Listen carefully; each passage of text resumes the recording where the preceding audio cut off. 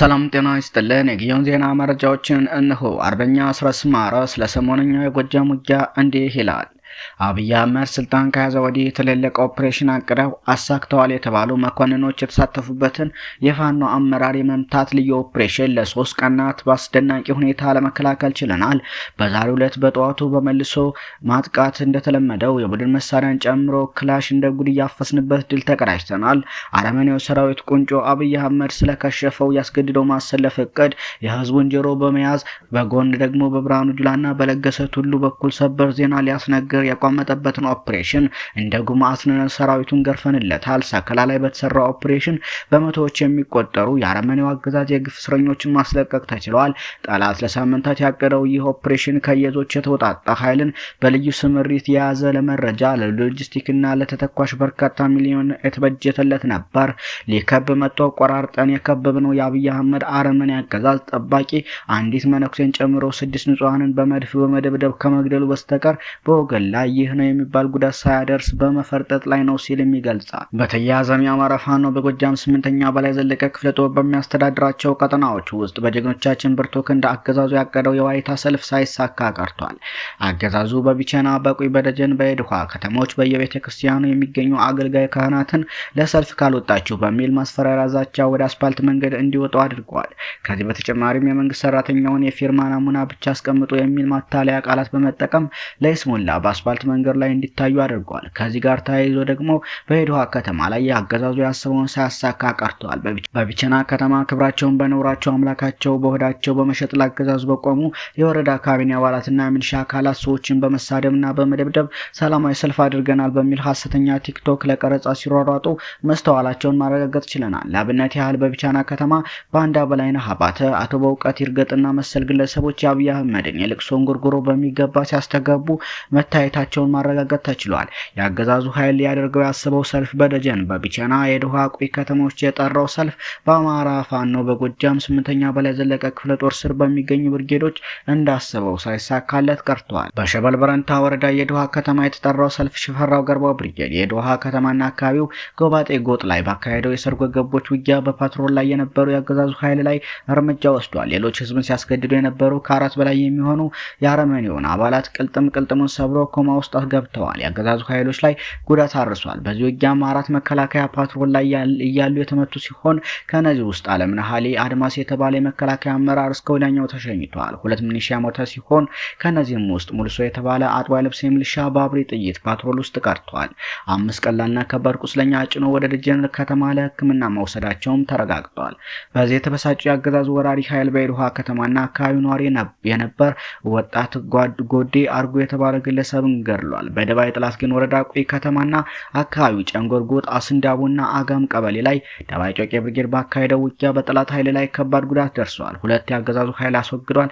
2 ቁስለኛም ሆነዋል። በቁይ ከተማ የሚገኘው የአገዛዙ ኃይል ፋኖ ወደ ቁይ ከተማ በተኮሰው ሞርተር ጠላት እርስ በርሱ ግራ በመጋባት ባለመግባባቱ በተከፈተ እርስ በርስ ተኩስ ለውውጥ ቢያብል ቢሻሻ የሚባለው የመከላከያ አባል በ3 ጓደኞቹ ላይ በተኮሰው የተከታታይ ጥይት አንዱን ገድሏል፣ 2ቱን አቁስሏል። በሱ ላይም እርምጃ ተወስዶበታል። ይህ በእንዲህ እንዳለ በቢቸና ከተማ ለጊዜው ስሙን በውል ለማወቅ ያልቻልነው አንድ ፖሊስ አባላት ሰኔ 21 2017 ዓ.ም ከሌሊቱ 6 ሰዓት ላይ ጉሮሮን በሽጉጥ ተመቶ ሆስፒታል መግባቱን፣ አልጋ ላይ ለብቻ እንዲሰጥ መደረጉን በዓይን እማኞች ማረጋገጥ ችለናል። አባ ኮስተር ብርጌድ ባካሄደው ውጊያ በቢቸና ከተማ ታምራት ወይም ኮከብ የሚባል አንድ አድማ ብተናና ሊዮ የሚባል አንድ ሚሊሻ ቁስለኛ አድርጓል ሲል ፋኖ ይበልጣል ጌቴ የአማራ ፋኖ በጎጃም 8ኛ በላይ ዘለቀ ክፍለ ጦር ህዝብ ግንኙነት ገልጸዋል።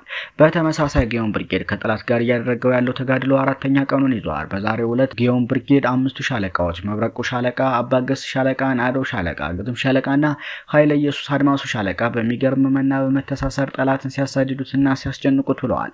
በዚህ ውጊያ በ4 ቦታዎች ማለትም በአጃሊ፣ በኮለል፣ በድንጋይ ገባጣና አሽኳር በር ላይ ውጊያ ተካሂዷል። ኮለል ቀበሌ የመሸገው አሸባሪ ኃይል ኮለል ገብርኤል ቤተክርስቲያን ምሽግ አድርጓት የዋለ ሲሆን አባይ ምንጭ የመሸገው የብልጽግና አመራር ፌስታሉን በየመንገዱ እያዝረከረከ ወደ ግሽና ይድብ ትምህርት ቤት ፈርጥጧል።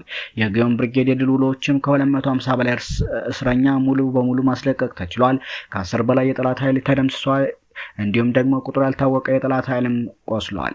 ከ1000 በላይ የክላሽና የብሬል ተተኳሽ ተማርኳል ሲል ፋኖ የቻለ አድማሱ የግዮን ብርጌድ ህዝብ ግንኙነት ገልጿል። እንዲሁ የደጋዳሞት ውሎ በትናንትናው ዕለት ወደ ደጋዳሞ ጫቶ ካዛው ብሎ ገብቶ ምንም ተኩስ በሌለበት ዲሽቃና ሌሎች ከባድ መሳሪያዎችን ከብት በሚጠብቁ ህጻናት ላይ እየተኮሰ ህዝብን ሲያሸበር ምስኪን እናቶችን ፋኖ የት ነው ያለው እያለ ሲያንገራግርና ከርቀቱ ነው ጀነራል መድፍ የሚባለው መሳሪያ እየተኮሰ ትምህርት ቤት ሲያወድም የነበረ ሰራዊት በዛሬው ዕለት ጀግኖቹ በነበሩበት የግዳጅ ቀጠና ተመልሰው ትናንት ሲረብሽ የነበረውን የጠላት ኃይል በአፍንጫው ሲደፉት ውለዋል። የዛሬውን ውሎ ሲገልጹ ህልም የሚመስል ውሎ አሳልፈናል። ፊልም የሚሰራ የውጊያ ጥበብ የደጋዳሞት ብርጌድ ከማህበረሰቡ ጋር በመቀናጀት ሲያሳዩ ውለዋል። እጅግ ድንቅ የሆነ ማህበረሰብ አንገት ካልበጠሰ የመታማ የመስለው ተኳሽ ህዝብ ትናንት ዕለት ጫቶርካ የቀበሌ ከተማ በነጻነት እንዲገባ የተፈቀደለት ነገር ግን በፍርሃት የሚንቀጠቀጥ የጠላት ኃይል ትናንትና ማታ ከተማውን ለቆ አገው ዳር ትምህርት ቤት ላይ አድሯል። ጠዋት ላይ ግን እንደ ትናንትናው በየሰፈሩ እየገባ ህጻናትን የማስፈራራት እድል አላገኘው። በትናንትናው ዕለት ቀያችንን በእግሩ ረገጠው እያሉ ሌሊቱን ሙሉ ሲቆጭ ያደሩ አርሶ አደሮች ከፋኖ ጋር በመጣመር አፈር ሲያበሉት ውለዋል። ቁጥር የሚያዳግት የጠላት ኃይል ከምድር በታች ሲሆን ጠላት ቁስለኛ እንኳን እንዲያነሳ እድል አላገኘም። ከመደምሰስ የተረፈው ኃይል በቤተክርስቲያን ውስጥ ተደብቆ መውጫ አጥቶ ይገኛል። ይህንን ቤተክርስቲያን ውስጥ የተደበቀውን ትራፊ ኃይል ለማውጣት ከቋሪት ነጭ ውሃ አካባቢ የነበረ ጠላት ወደ ደጋ ጫቶርካ ለመሄድ ሐሙስ ገበያ ደርሷል። በሰሞኑ ወደ ደጋዳሞት የገባው የጠላት ኃይልና የተደመሰሰውን ቁጥር ለመግለጽ 3-4 ክፍለ ጦር እያለን እንጂ የምንገልጸው አስከሬን ቆጥረን አይደለም ሲሉም የቀጠናው ፋኖዎች ገልጸዋል። ይህ በእንዲህ እንዳለ የአማራ ፋኖ ብሔራዊ ኃይል በጎንደር ቀጠና በማዕከላዊ ጎንደር በደቡብ ጎንደር ዞን ስር በሚገኙ ጠላት በሰፈረባቸው ምሽጎች የአማራ ፋኖ ብሔራዊ ኃይል የዳግማዊ ቴዎድሮስ 5ኛ ኮር እንዲሁም የሜጀር ጀነራል ዋንታባት 1ኛ ኮር በጠላት ላይ በጀመሩት የማጥቃት የመደምሰስ ውጊያ ሁለቱ ኮሮች በትስስር ከፍተኛ የሆነ ድል ተቀዳጅተዋል።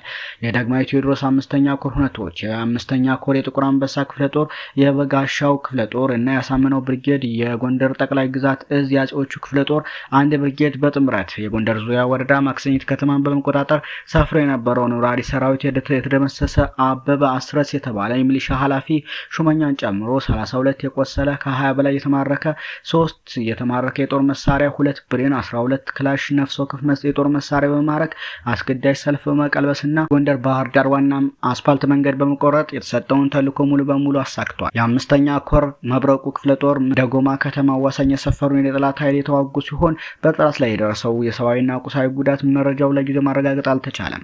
የ5ኛ ኮር ፋና ክፍለ ጦር አካል ብርጌዶች አዲስ ዘመን ከተማ አቅራቢያ ሰንሰለታማ ተራሮች ውጊያ በመክፈት 3 የጠላት ኃይል የተሸኘ ሲሆን ቁጥሩ ያልታወቀ ቁስለኛ ሆኖ ፈርጥጦ ቦታ ቀይሯል። በዚህ ታቅዶ የነበረው አዲስ ዘመን ይፋግ ሊደረግ የነበረው አስገዳጅ ሰልፍም ተበትኗል። የ5ኛ ኮር ጎንደር የበጋሻው ክፍለ ጦር ብርጌዶች ጎንደር ከተማ ምስራቃዊ አቅጣጫ እንዲሁም ደቡባዊ የከተማ ክፍል በመግባት የመናገሻ ከተማው ተሰግስጎ የነበረውን የአብይ ቅጥረኛ እየደበደበ የሚገኝ ሲሆን የፈንጠርን ምሽግ በመስበር ውጤታማ ተልዕኮ ፈጽሟል። በተመሳሳይ ከመብረቅ ክፍለ ጦር አሃዶች ጋር በመጣመር በለሳ ወረሃ ላይ መሸገውን ዙፋን አስጠባቂም አጥቅተዋል። 5ኛ ኮር ጎንደር የበጋሻው ክፍለ ጦር አምባ ጊዮርጊስ፣ ገደብዬና ደራ ከተሞችን በመቆጣጠር የጠላትን ውጥን አክስመዋል። በውል ያልተለየ አገዛዙ ኃይልም ሙትና ቁስለኛ ሆኗል። ከተሞች ከጎንደር ደባርቅ ዋና አስፋልት መንገድ በመሆኑ ወታደራዊና ፖለቲካ ተልዕኮ ለመፈጸም ፋይዳው የጎላ ነው። የ5ኛ ኮር ታርሎ ብርሃን ክፍለ ጦር ብርጌዶች ጎንደር ከተማ አስተዳደር ጠዳ ክፍለ ከተማ አፄ ቴዎድሮስ ኤርፖርት ዙሪያ ከንጋቱ 11 ሰዓት ተኩል ጀምሮ ከጠላት ጋር ብርቱ ፍልሚያ ያደረጉ ሲሆን ከ15 በላይ የተደመሰሰ ከ20 በላይ ቁስለኛ የሆነ ሲሆን አየር መንገዱ የበረራ ሽግሽግ እንዲያደርግ ያስገደደ ፍልሚያም አድርገዋል። 5ኛ ኮር የነሰ በለሳ ቅራው እጅጎ ክፍለ ጦር ብርጌድ በለሳ ጣይመን የሰፈረውን ያገዛዙ ታጣቂ በመቅጠም 22 ሞት 9 ቁስለኛ ሲሆን 6 የነፍስ ወከፍ የጦር መሳሪያ ምርኮ ሆኗል። ሰሞነኛ መረጃዎች እነኚህን ይመስሉ ነበር።